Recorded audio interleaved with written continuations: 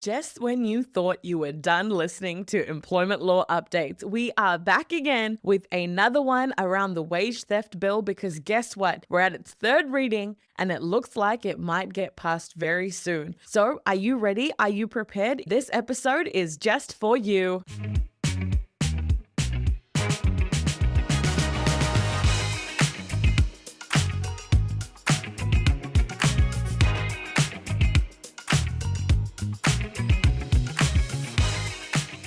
Hi everyone, welcome back to Lawlands. My name is Sanam and thank you so much for tuning in to the Employment Law Done Right podcast. I am back. I know I've been a bit MIA for the last couple of weeks and that is because it was actually my partner's birthday and then I just got into the thick of it with life and work and all of those good things, but we are back with another employment law update because a hot button topic outside of looking at pay secrecy and fair pay and all of that is to do with wage theft. I thought, why not tackle this? Because last week, believe it or not, after kicking around for almost 2 years since June 2023, we finally might see this bill being enacted. Now, I do apologize. You're going to have to bear with me. I have been trying to find the right time to record, and that's probably also the reason why this episode is late. We have construction happening next door. For some reason, they have decided that they want to put gravel and all of these things today. And today was the day that I had set out to record, and unfortunately I missed the 7 a.m. mark and the trucks started rolling in with all of the gravel and all of the drills and every fun thing. I'm not complaining. I've got to get better with my recording times. It might be the crack of dawn or it might be late in the evening, but we're going to get there. Bear with me. You might hear trucks beeping, things backing out, and the occasional thing that sounds like thunder or an earthquake, but it's actually just gravel. Also, stick around for a funny blooper reel because we're having a great time here, everyone. So like I said, June 2023, that's a long time for something like this to be kicking around. And then now it's actually reached its third reading, which means in the next coming weeks, it could be enacted very soon. If it reaches royal assent, then it will become law virtually the next day. So what is wage theft? What are we talking about? Let's get into it. But before we do, you know what time it is. It's been a while. It's time for Laughs with Lawlands, where I give you a dry joke in these episodes. What do you call a criminal landing an airplane? Condescending. Look, we want to make sure that you're never going to be called a condescending because we want to make sure that you stay on the right side of the law when it comes to wage theft. So that's why I thought, why not add this joke in? I thought it was a little bit of a lighthearted one.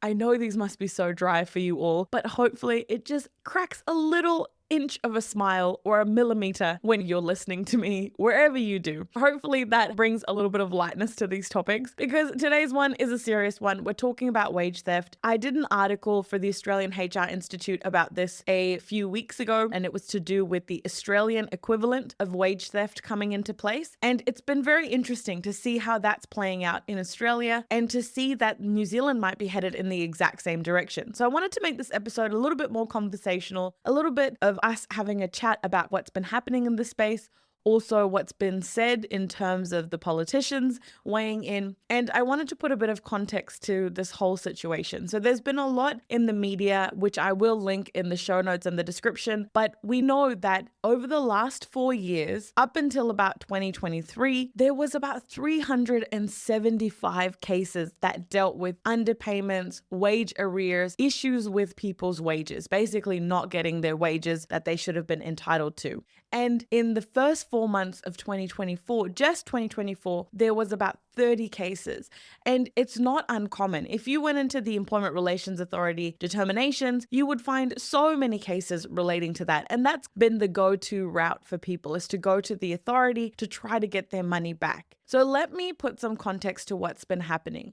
We've got the Labour Minister, who is Camilla. Camilla basically is guiding the bill through Parliament. It was originally drafted by former MP Ibrahim Omer. His story is actually really interesting because he personally experienced wage theft as a migrant worker. When he came over as a refugee from Eritrea, he actually described his own issues with wage theft. He actually spoke about it in quite a lot of detail and said that, look, it does affect New Zealand migrants, it does affect Māori and Pacifica communities, and it is a systemic problem. And that's why he proposed and introduced this bill. And this was all from a Labour perspective. And he dealt with this exploitation in around 2008 when he came over. Obviously, we are still seeing cases where migrant workers are afraid to speak up, but there is migrant worker legislation and exploitation legislation that heavily dictates the space now. And we're seeing quite a change compared to what it would have been like in 2008. Now, I speak to my partner's uncle, for example, who lives in Fiji, and he used to come over quite regularly to do orchard work and picking, and he spoke about horrendous conditions back in the day. And he was absolutely flabbergasted when I told him how much the accredited employer work visa is paying. It is night and day compared to what it was like before. But nonetheless, this is an issue. So usually what we're talking about when we're speaking about wage theft is that there has been a very clear underpayment that has been made to employees, that's been intentional, that the employer is aware that they're not paying employees. Sometimes I would see in practice, especially in industries like hospitality, that an employee would be told, look, until you do X, Y, and Z, I'm not going to pay you. Or an employee would be told that the employer can't make payment this week, so they're just going to have to hold their horses and just wait for the employer to be able to pay them. That could be 5 months down the line, that could be weeks down the line, that could be by the next day. You just don't know. And sometimes it snowballs into the situation where now the employee hasn't been paid for months and months and months. And trust me, you may not hear about the cases, but it does happen. And with Ibrahim, he raised this as an issue and said, look, the main concern and the main reason why criminalization should be an option is that at present, employees who are the victim of wage theft, they're usually only limited to pursuing their wage issues and their claims in a civil kind of setting. So if they want to raise a wage claim, then they can only go down the path of filing a claim at the Employment Relations Authority, and then they seek an award for the unpaid amount or any lost wages that did happen because of the situation.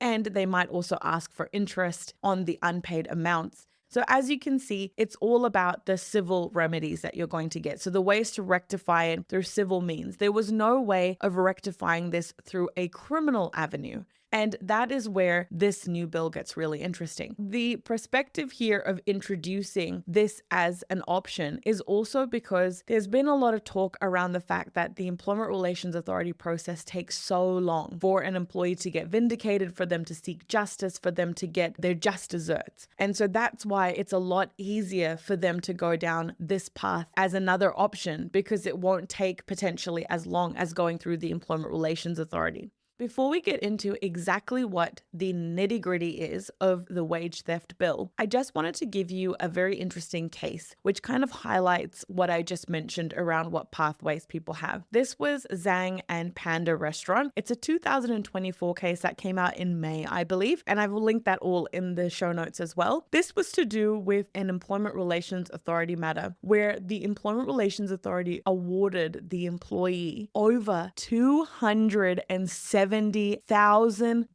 in unpaid wages, in unlawful clauses in the employment agreement, in penalties and compensation to a migrant worker. So you can see that the amounts that need to be paid can be actually quite significant. Also, it might not always be the employer that might be held liable. It could be particular people in the business, but that happens in rare circumstances. And it's obviously easier to go after the employer or the person that has employed you just because of the business angle and also the fact that they may have the money that you want to recoup. So in this particular scenario, it showed and reinforced that the directors and the company officers could be personally liable, especially in this case where the business kind of shut down and they weren't able to operate. It just really highlights this whole idea that compliance isn't optional.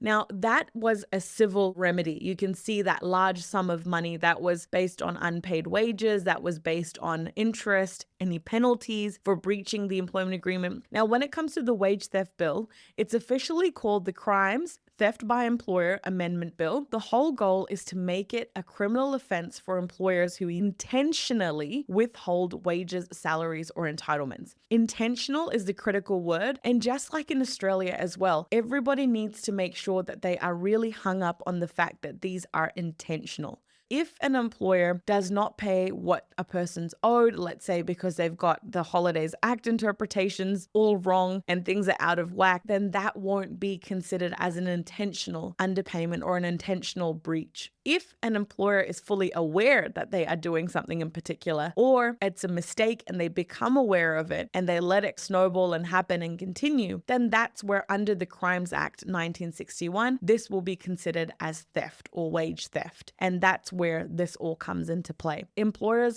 again, like I mentioned before, if you accidentally underpay staff, you've got payroll errors, things like that, you will not be criminally liable for that. But if you intentionally withhold wages, now that's a whole other story, and that's where you'll be captured by this law if it comes into place. So what does the bill exactly say, and what does it mean for employers, for individuals?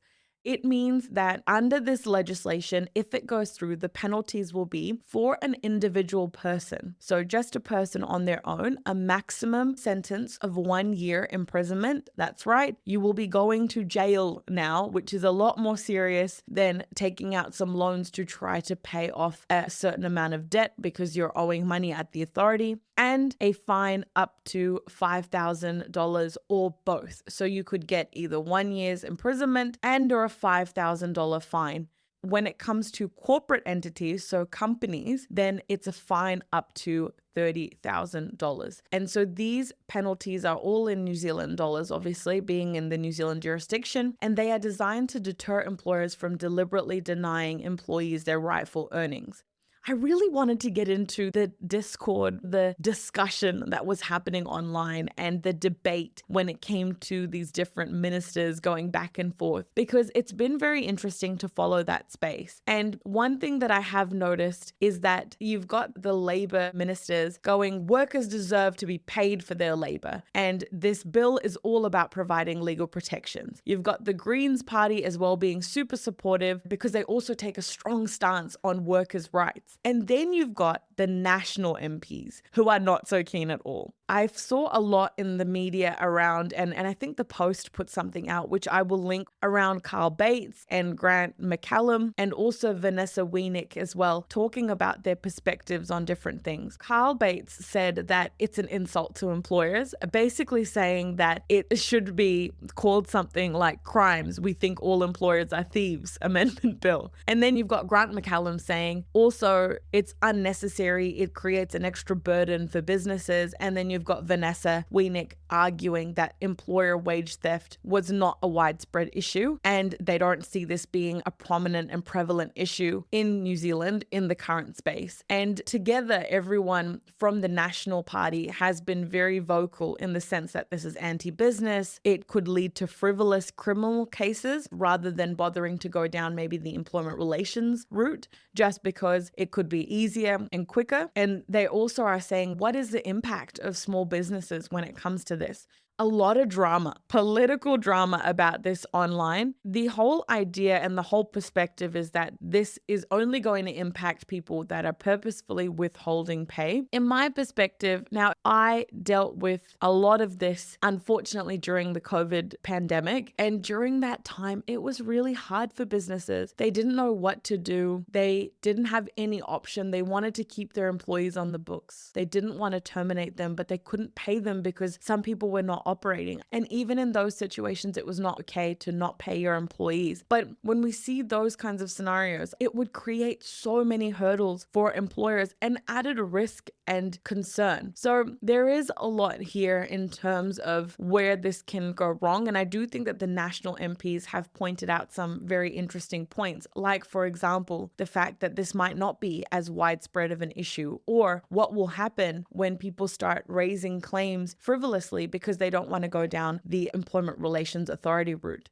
Let's talk about some of the challenges with this because I wanted to bring in the Australian perspective. Like I said, I've just recently done an article for the Australian HR Institution, and it was very fascinating writing that piece and going through the research and the data around this because other countries have actually implemented wage theft legislation. And the particular challenges that I can see, just like with Australia as well, is proving intent. How do you prove something was intentional? It's not enough to say that the underpayment happened, and that's what we know from the Australian context. You need to show and prove that the employer tried and was intending to and made efforts to shortchange their employees. That is a high bar. That's a high threshold that we choose to opt out of in discussions. We choose not to discuss that. Now, that doesn't negate from the fact that yes, it'll be hard to get it over the line for an employee, but that doesn't mean that they can't go down that path. But in Australia, employers can claim payroll errors, they can claim misinterpreted industrial awards, they can even claim that they've had bad advice, and this will actually safeguard employers. And voluntary compliance schemes that are in place in Australia actually safeguards some of the employers' actions too. This is not something that's been discussed for New Zealand. And so if tougher laws are actually being introduced, how do we prove intentional wage theft? And what happens to businesses that are trying to work through this and trying to make sure that they are compliant?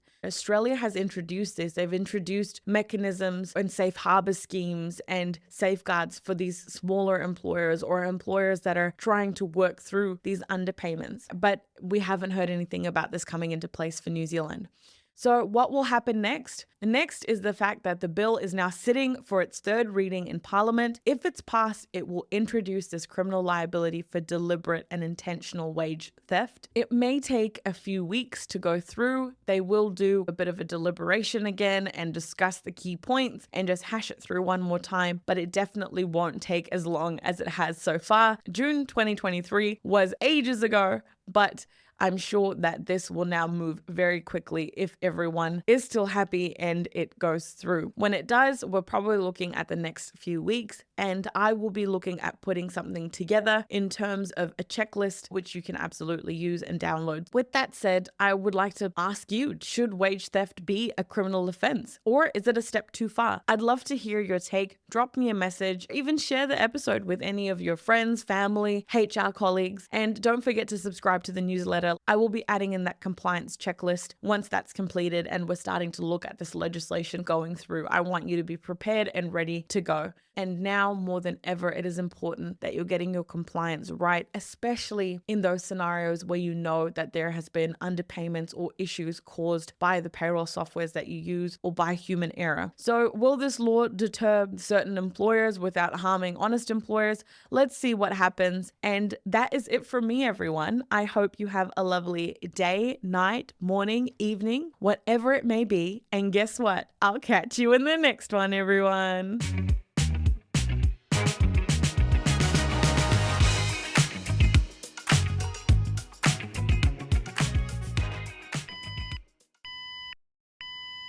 It's not every day that there is construction happening next door. Well, probably it is. So you might as well enjoy this blooper reel of every time I decided to pay attention to what was happening outside than this actual episode. Oh, there you go. Prime example of the sound. That was actually quite terrifying. So, oh my goodness. Oh wow, no, feel free. Go ahead. Yep. No, I absolutely love that you've stopped in the driveway. Oh, great. Fantastic. I just need to do this episode. Okay, so back to it. Wage theft bill. I just wanted to add, oh my goodness. I'm so sorry, everyone. What can you do?